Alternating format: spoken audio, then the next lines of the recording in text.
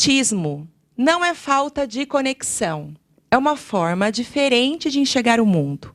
E hoje, com nós aqui no podcast De Frente com Elas, vamos trazer uma querida doutora advogada que trabalha com o tema de inclusão, doutora Solange Fazion.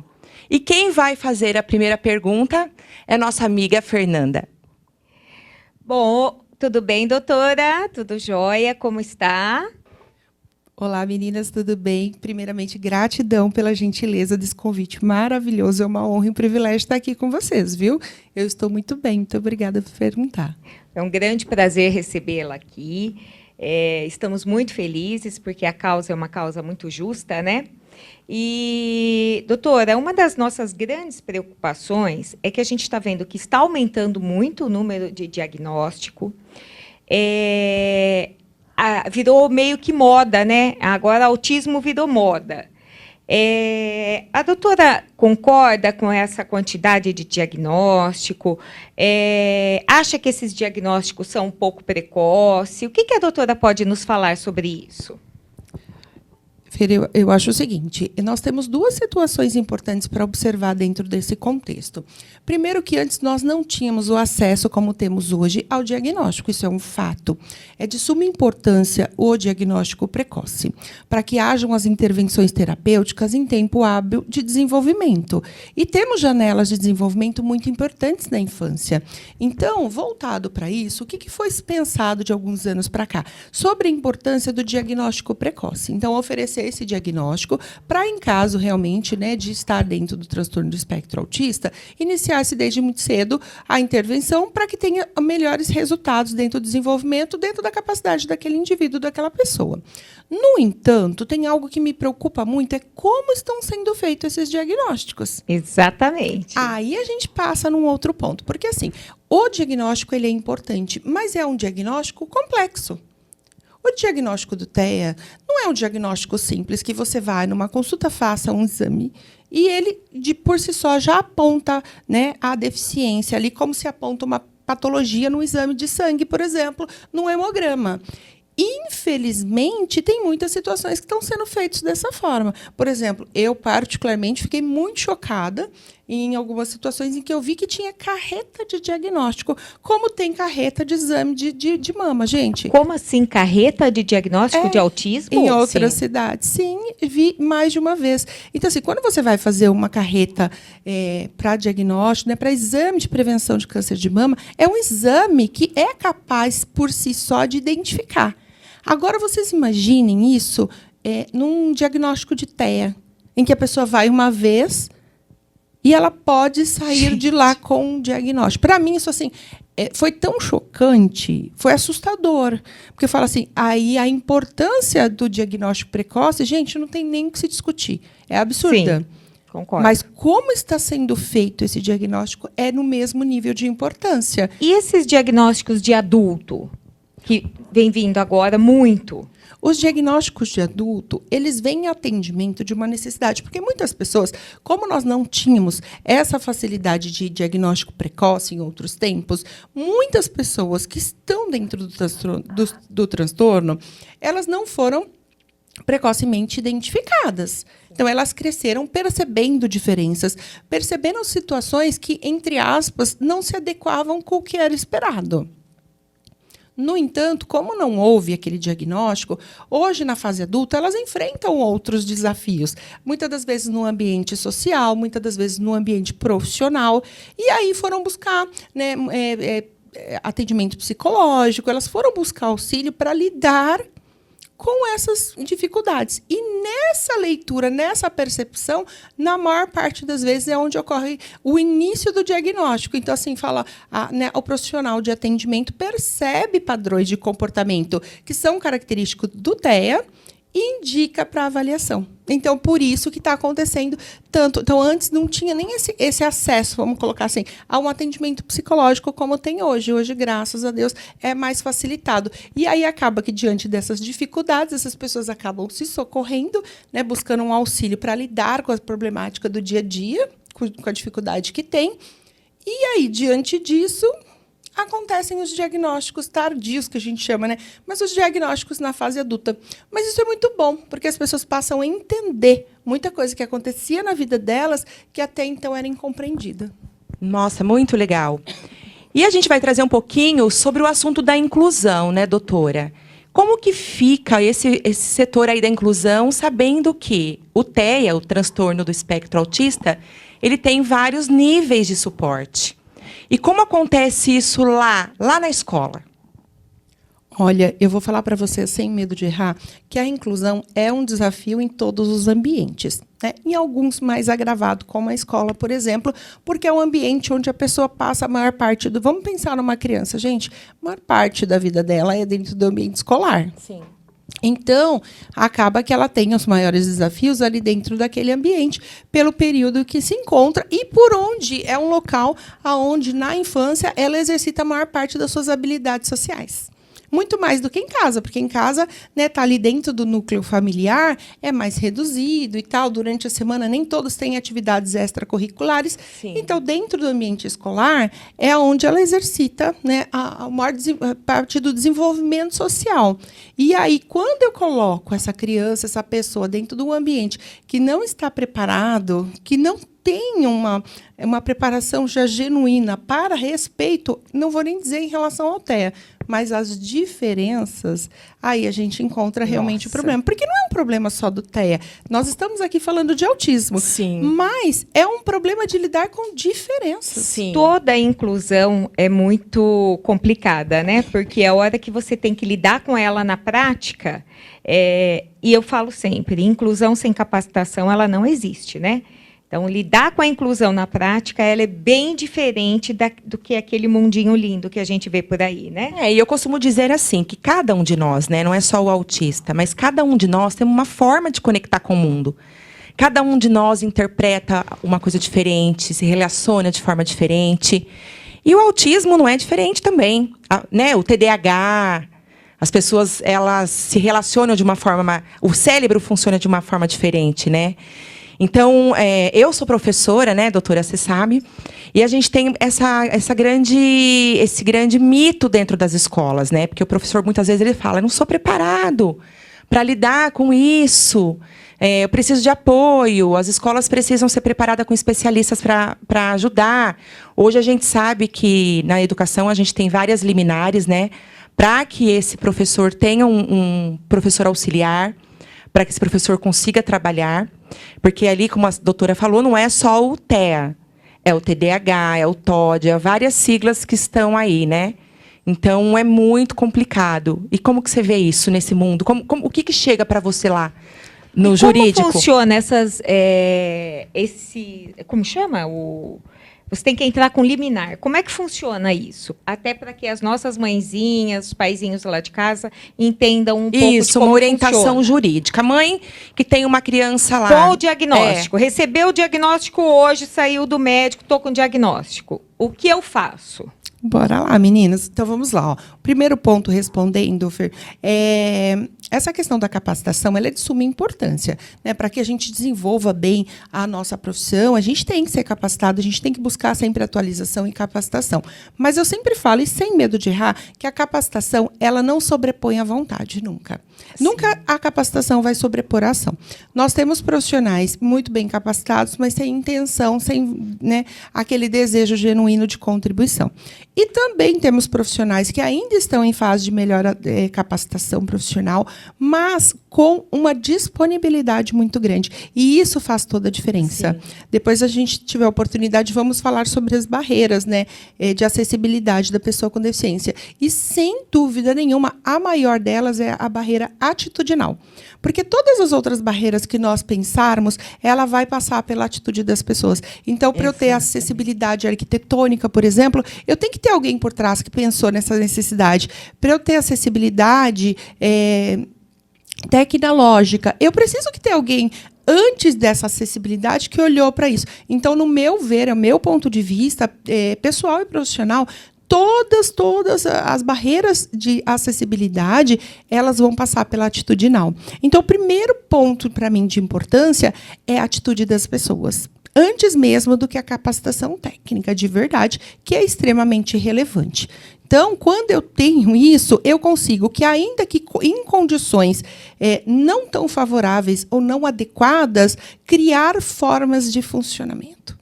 Criar formas de que dê certo, criar mecanismos, ainda que por adaptação por um momento, para fazer com que funcione o que tem que funcionar. Porque senão eu vou sempre ter uma justificativa de que eu não tenho toda a ferramenta, Exato. eu não tenho todo o aparato, eu não tenho tudo o que preciso, e então eu justifico isso e não faço. Sim, E não exatamente dá. o discurso é esse, né, E doutora? não dá, a gente já passou dessa fase, Sim. né? Hoje nós estamos no momento realmente de ação, de fazer com que você tenha e buscar, que é isso que a gente faz todos os dias, buscar melhores condições, sempre. Só que não deixar de fazer enquanto elas não chegam. E eu sou uma mãezinha que fui lá procurar a doutora. Meu filho teve um diagnóstico. Não consigo uma professora auxiliar. Ele é dependente, ele não consegue ir ao banheiro sozinho. Qual que é a orientação? Perfeito. A primeira coisa que nós vamos entender é justamente isso. Não há uma situação que seja para todos. Cada pessoa, cada autista é único. Então, não é porque eu tenho uma lei que garante esse direito que eu devo dele usufruir. Eu preciso primeiro entender essa necessidade. Porque tudo aquilo que eu coloco e que não é necessário atrapalha. Vamos pensar em... Eu sempre gosto de citar exemplos para ficar mais fácil. Então, pense uma pessoa, por exemplo, que não tem uma deficiência física utilizando uma muleta. Ela ajuda ou atrapalha? Atrapalha. É sobre isso. Quando eu coloco um auxílio para uma criança que tem condições de desenvolvimento, ela tem condições de ficar dentro do ambiente escolar, sem aquilo, ao invés de eu ajudar, eu atrapalho. Então, o primeiro ponto é entender a necessidade. Nossa, é fundamental. É o primeiro... Fundamental refletir sobre isso. Porque eu recebo muitas famílias no meu escritório, né? A gente tem um número... Porque eu acho que nisso que a doutora está falando, existe uma coisa. A mãe pega o diagnóstico e já corre lá, né? Sim.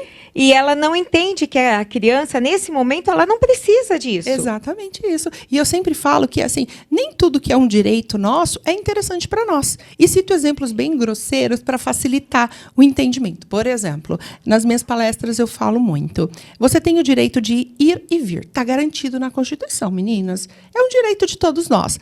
Aí eu pergunto, para você tem o direito de ir e vir. Ou seja, você pode ir em qualquer lugar que não esteja proibido por lei. Se você sair daqui e parar no meio da rodovia Bandeirantes ou Anhanguera, é um direito seu, sim ou não? Sim, porque não tem nenhuma placa dizendo que eu não posso estar ali. Sim. Não tem uma proibição. Mas você vai fazer isso, é interessante. Você vai parar no meio da linha do trem? Tem alguém ali te proibindo? Tem uma lei ali expressamente dizendo que você não pode transitar ali? Não. Mas é interessante para você? Por óbvio que não. Então, nem tudo que é um direito seu é interessante. Então, a primeira coisa é a gente entender essa necessidade. Sensacional. É necessidade dessa criança realmente? Porque se eu colocar, sem oportunizar que ela se desenvolva, sem oportunizar que ela demonstre a capacidade que ela tem, eu vou estar tolhendo o direito dela de melhor se desenvolver. Então, eu preciso entender isso. É a primeira coisa que eu faço dentro do meu trabalho. Eu vou entender o que essa mãe já buscou, se essa criança ela tem um acompanhamento, por exemplo, terapêutico, que indicou essa necessidade, porque é um profissional habilitado que já vai ter feito essa percepção. Porque, muitas das vezes, como vocês bem disseram, ela vem só com o diagnóstico, ela nem iniciou ainda os atendimentos terapêuticos. Muitas das vezes é uma criança, por exemplo, que ela consegue desenvolver as atividades diárias dentro do ambiente da casa, ela consegue comer, ela consegue ir ao banheiro. E aí, quando vai para a escola, eu falo como mãe atípica também, a gente se assusta, porque são muitas crianças, são muitas possibilidades, o medo é muito grande. E aí a mãe vem com o diagnóstico e fala, eu preciso do cuidador. Para uma criança que dentro de casa consegue ter habilidade de independência. Sim, porque com certeza, por aí ela já ouviu falar, olha, seu filho tem direito. Sim. Só porque ela entende que o filho tem o direito, ela já vai solicitar. E, na verdade, acaba tirando a chance de uma outra criança que realmente precisa. Sim, e não só tira a chance de outra criança que precisa, mas tolhe também o direito do filho ou da filha de melhor se desenvolver. Doutora. Porque a criança precisa desse estímulo, Sim, né? isso, Desse né? desafio. Sim. Então, a gente precisa entender. É o primeiro passo, é entender a real necessidade. E como você enxerga a promotoria? Porque quando a mãe chega na educação e ela diz, olha, a educação fala, nós não temos o cuidador. Então, a mãe vai para o MP, para o Ministério Público, e vai solicitar essa liminar.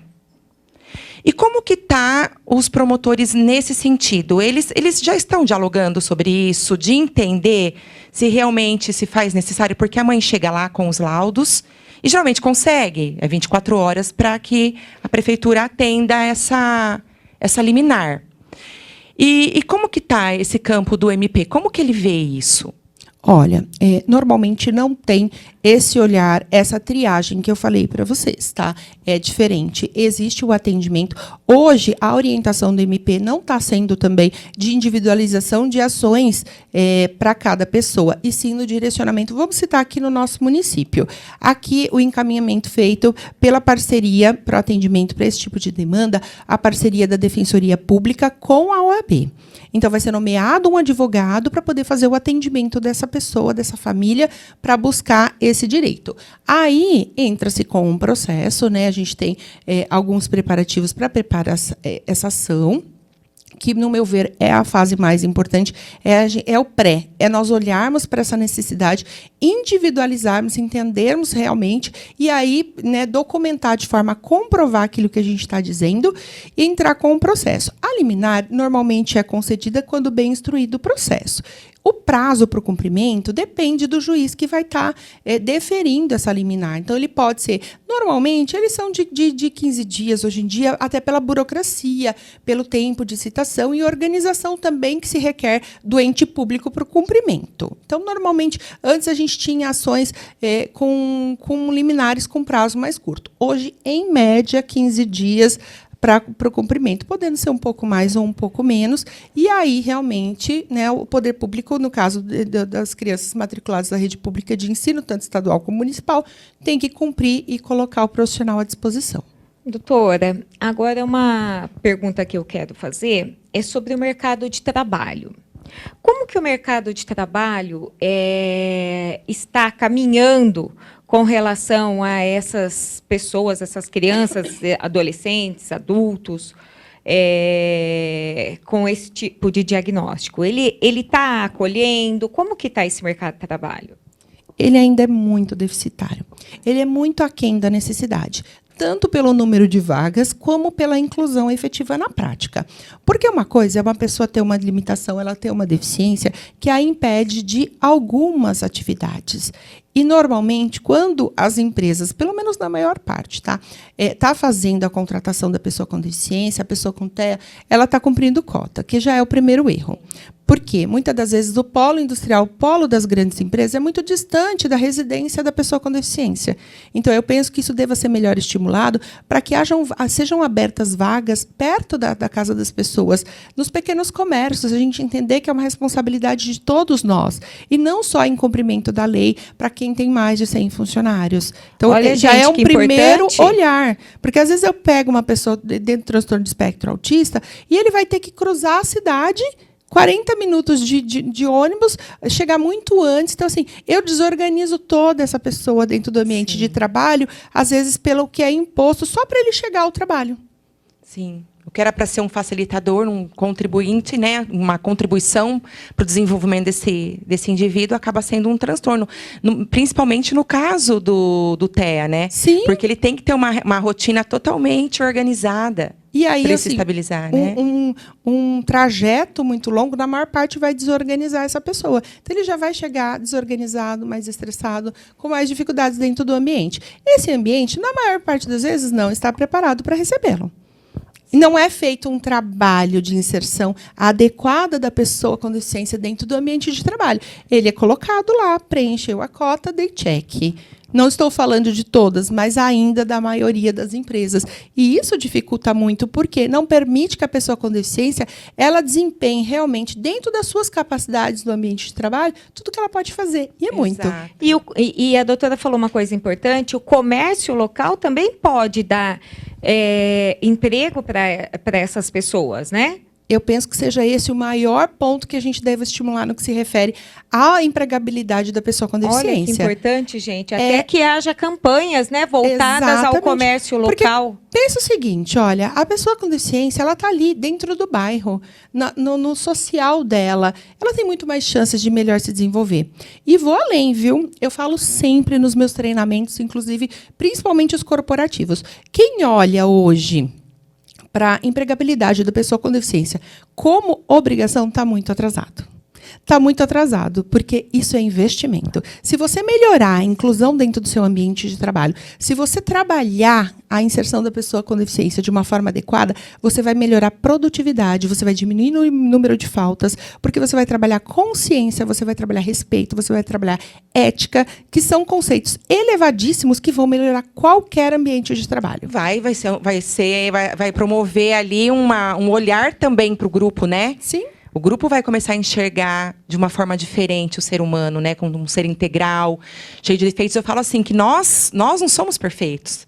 Cada um de nós temos habilidades para uma coisa, temos problemas com outras, e essa empatia de enxergar o outro como diferente também, né? Isso, conviver com pessoas com TDAH, com TOD, com TEA, é um aprendizado para nós no dia a dia.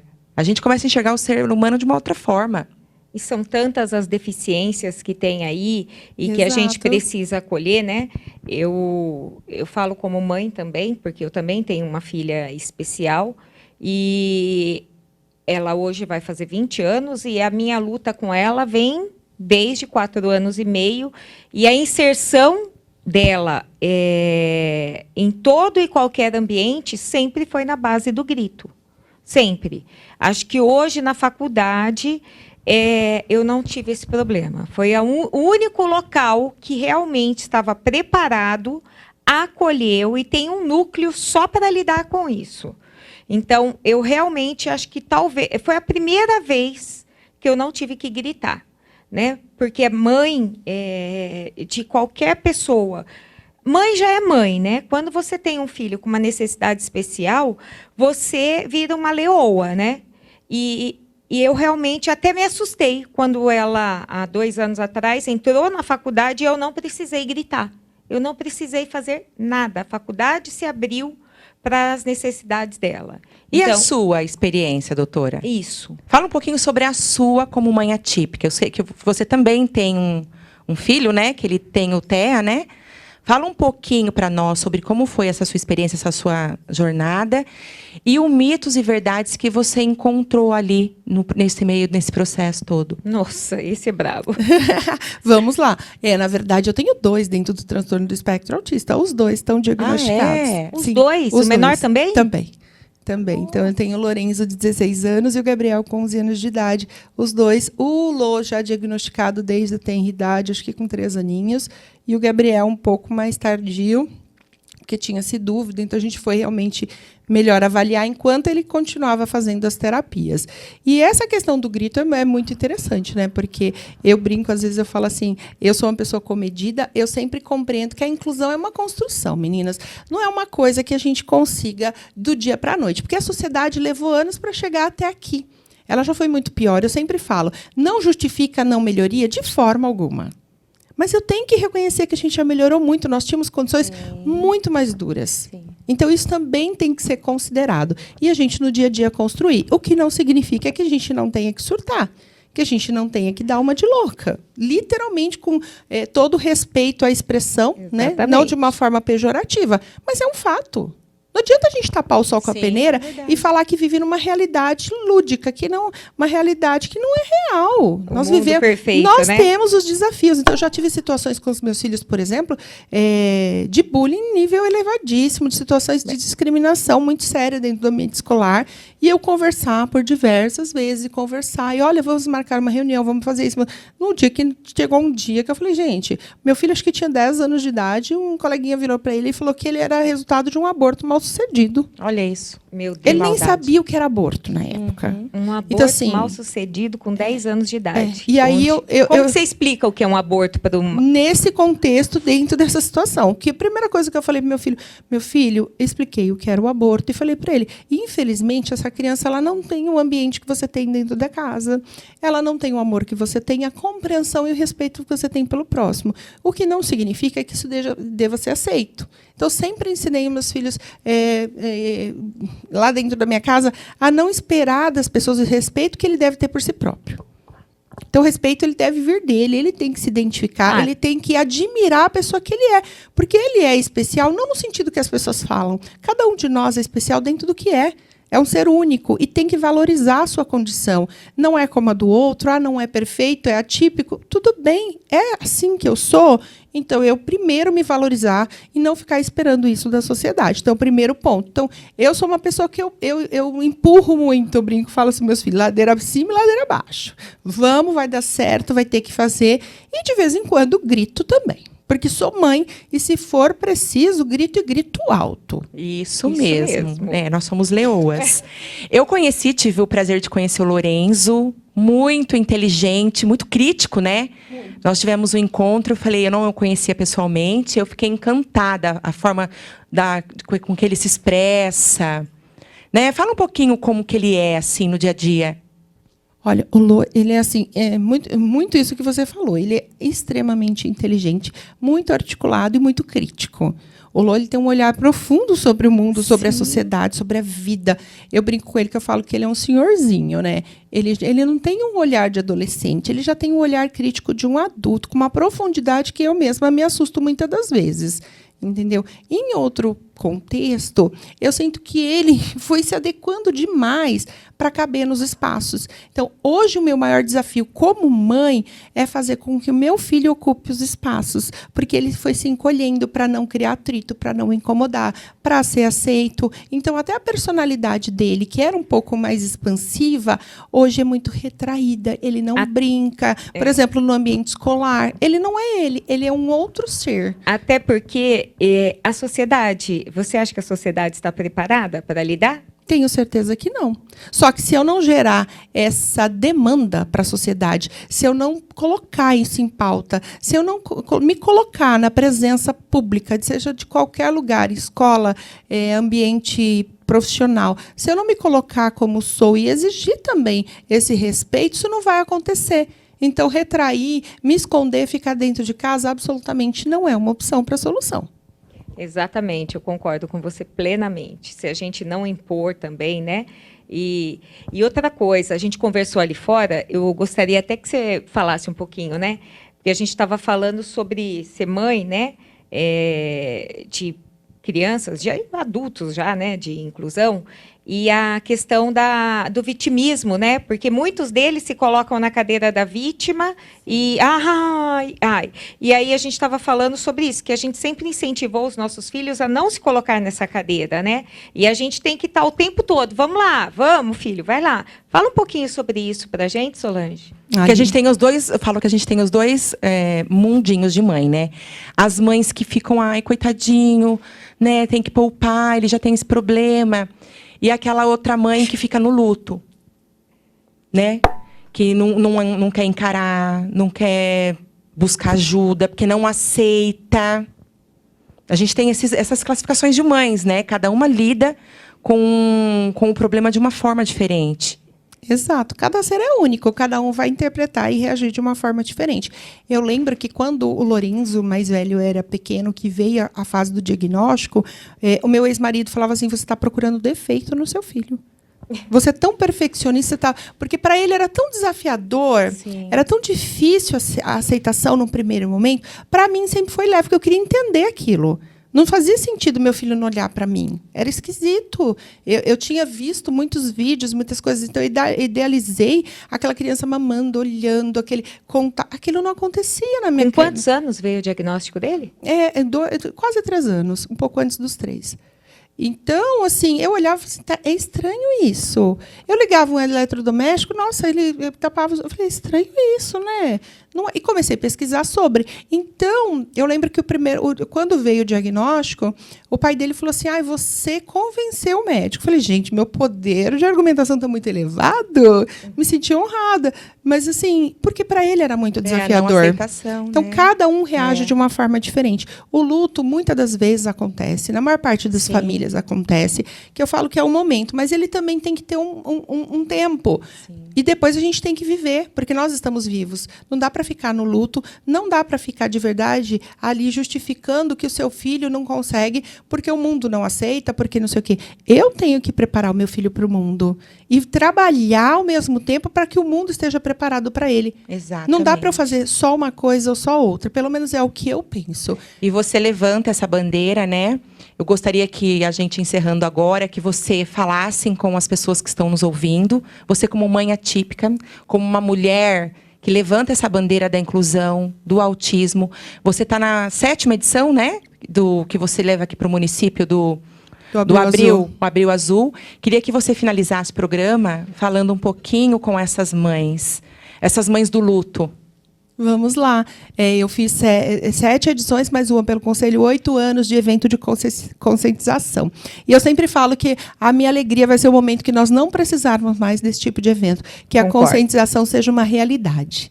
Isso, para mim, é o meu maior desejo. Mas, em relação às mães, às famílias, eu sou uma pessoa, assim, por essência, muito positiva, mesmo muito consciente da realidade que não é adequada. É muito desafiador, a gente tem que batalhar por tudo o tempo todo. Mas eu tenho a compreensão, para mim, respeito às divergentes, de que se existem pessoas hoje, como os nossos filhos, né, como os meus filhos, que estão numa condição atípica, tem uma razão para isso. Nós somos ferramentas, nós temos o poder hoje de transformação dessa sociedade, que ela ainda é egoísta, ela ainda é egóica, ela ainda é insensível às diferenças. E não estou falando só de TEA, não, eu estou falando de todas as diferenças. Então, quando eu estou batalhando, eu estou trabalhando a inclusão dos meus filhos no ambiente, e qualquer que seja, de trabalho social, escolar, eu estou abrindo espaço para que haja respeito, para que haja empatia, para que haja uma real modificação da sociedade. Eu não estou falando só do meu filho, eu estou falando do mundo, e nós temos esse poder transformador. E eu falo por experiência própria, tenho certeza que todas as mães que me ouvem, todos os pais que me ouvem, por mais que sejam grandes os desafios, e eles são, hoje eles são pessoas melhores do que eram antes do diagnóstico e antes da deficiência. Então, isso por si só já fez a transformação dentro de casa. E essa transformação é o que eu espero que cada um se conscientize que pode levar para todos os ambientes. Depende de nós. Não é fácil, mas é totalmente possível. Doutora, um grande prazer recebê-la aqui. Precisamos marcar mais programas, porque temos muitos assuntos para perguntar e não conseguimos perguntar metade, né? Mas sinta-se à vontade em retornar quando puder e quando quiser. A Web TVO está de portas abertas para recebê-la, ao de frente com elas mais ainda. Então, sinta-se à vontade, porque o assunto é muito importante. E é sobre isso, gente. Então, não é sobre mudar o autista, mas é mudar a forma com que o mundo enxerga as diferenças. Ficamos por aqui no mais um De Frente com Elas. Até mais.